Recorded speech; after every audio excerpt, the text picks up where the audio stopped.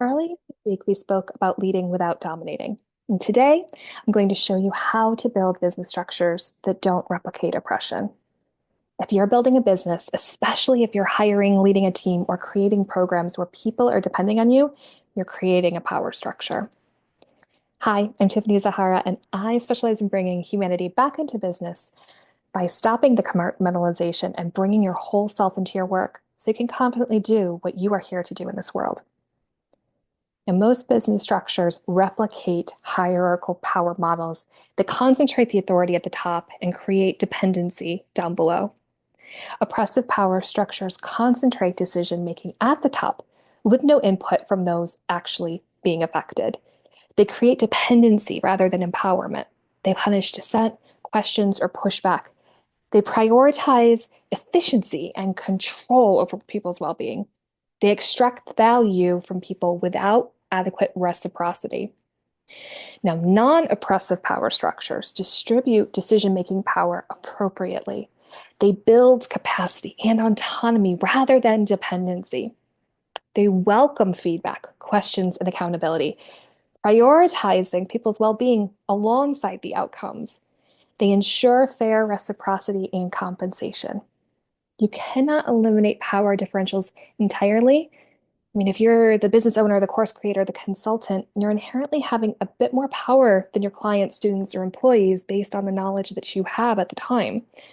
But you can design structures that minimize harm and maximize accountability.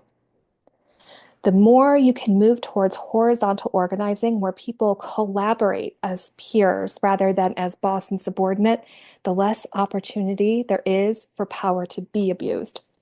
So ask yourself, does this role genuinely require hierarchical authority? Is this just feeding my ego? Or could it function through coordination and collaboration instead? Invite feedback and accountability. Create ways for people to tell you when you're off track, when your impact does not match your intent, when your decisions are being harmful. Make that feedback safe and accessible.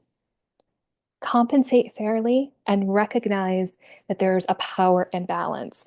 The traditional employer-employee relationship inherently creates a power imbalance. Pay well above market rate. Give profit sharing or equity when possible. Create structures where workers have genuine voice and decision-making power, not just the illusion of input. Distribute power where appropriate because not all decisions have to be yours.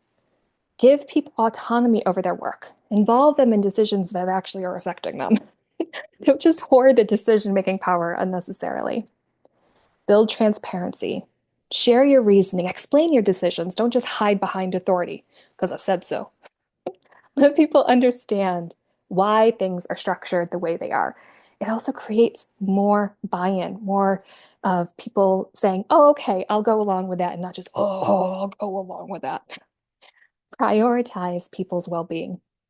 Outcomes matter, but not at the expense of people's health, dignity, or humanity. Design your structures to support sustainability, not just productivity. Build mutual aid and reciprocity into your structure.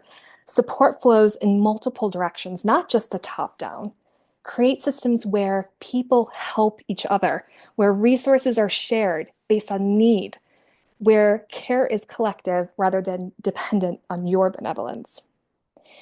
Now, this is an inherent contradiction because you are trying to build non-hierarchical, non-exploitative structures within a capitalist system designed around hierarchy and extraction.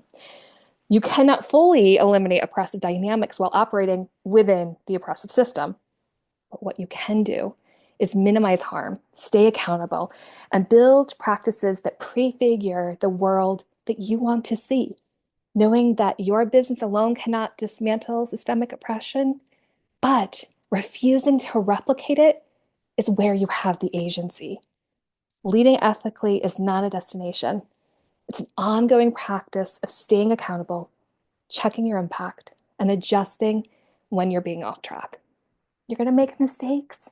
You're going to have moments where your power causes unintended harm. You will need to course correct, apologize, and rebuild trust. It's not failure. That is what ethical leadership looks like. The difference between ethical leaders and oppressive ones is not whether harm ever happens, it's what you do when it does. Thank you for staying with me through this whole series, and I will see you in the next video.